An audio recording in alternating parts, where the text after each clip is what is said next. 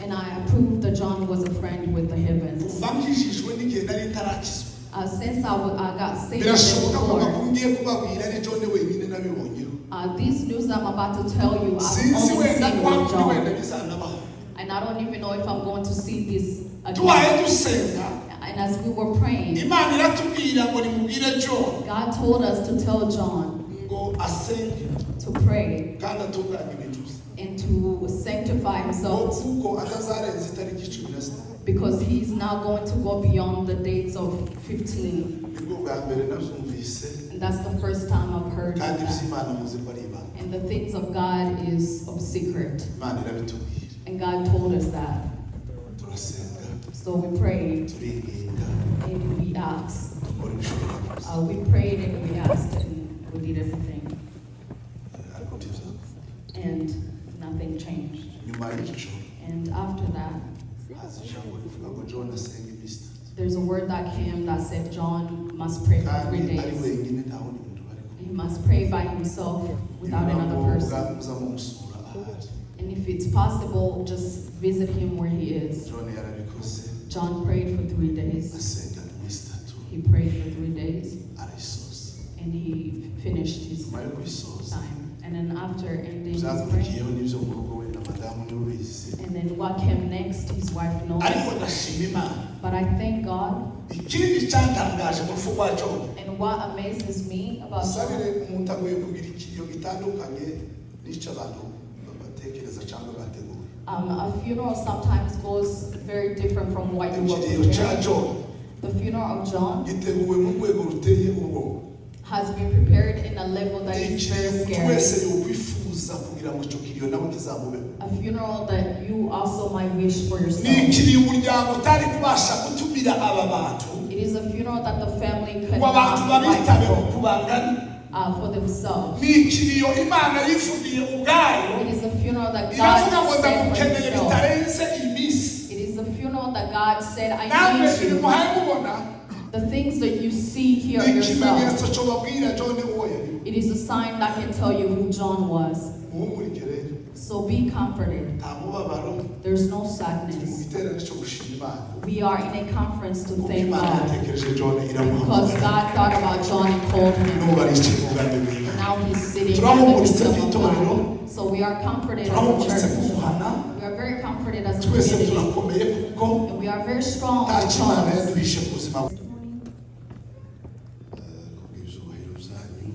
In your honor. For those who can, we can please rise in his remembrance. And then we'll go ahead and tell you. People, it's the words of God. If a person can say something, we have missed each other. And I am very curious to see John. To see John once again. I was sitting and thinking if I could dance with him once again. I thought about when we used to leave what God has said. God said a word. And God has fulfilled. Let us talk. Let us talk what God has said. We talked about 5 resurrections of Christians. But the time of America is very difficult. The time of America is very difficult. John is not dead.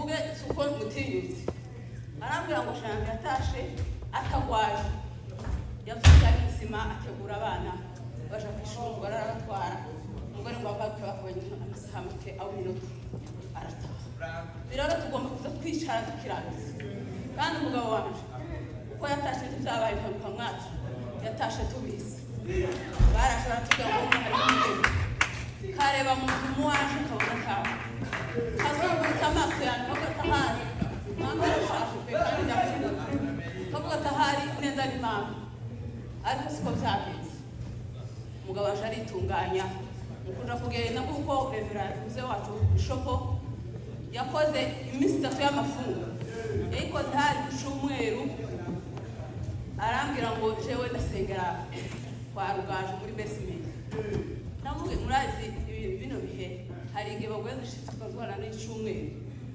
akambwira jewe ngize iminsi ndasenga rero uko ugize umwanya ukabona umwanya wo gusenga muno tuje mu matera bisa n'umubangamiye bambwira ati kwemera kuja kwirwa muri basement wenyine muno tuje mu matera dusenga ukisike udasenga ngo yumve ko mubangamira ngo tikange amasaha y'umutera nagera turahurira mu kanisa namwe sawa saa 8 ngo sigenda vuga arambwira ati cyahindutse zabonye ko ngomba kwirwamo iriwemo iminsi 3 naho tazi kiri umutima mugabo iriwemo iminsi 3 ndabizi ko yitunganyije kandi naje nizeye ko umugabo avuga amen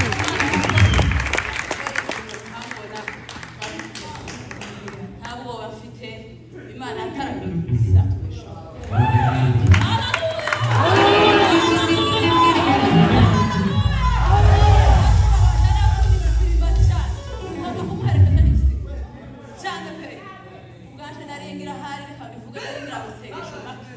ariko nabona umugabo waje karasenga avuga ati amasengesho y'umugabo waje azadukomeza kandi n'ubundi ntabwo bafite amasengesho y'umugabo waje ibitaramo yataramite bizatubesha abana bakagera kandi hamwe n'Imana ntacyo tuzaba rero mushire mwisimba waneza zivyoza arakoze ikicara gifite akamaro kenshi guhaguruka akavuga dusabe espoir atambukana tugiye kudumira na espoir Mungu wa John hanyuma reka duweze askofu bushumba hano baravuga buke kugira ngo Imana ishimwe Imana ishimwe cyane umbe Imana icyubahiro let us give God glory umbe Imana icyubahiro uyu munsi kuba to be here today kubwa kiruhura to be here for John. God has missed him and has taken him in his kingdom. Can't you see that it is worthy? Can't you see that it is worthy? Even if people say that time. But thank God that he has taken John. Amon and Udia. In families of John, the Bible says, relieve each other's pain by telling each other these words. And the words that you tell each other, it is the truth of God.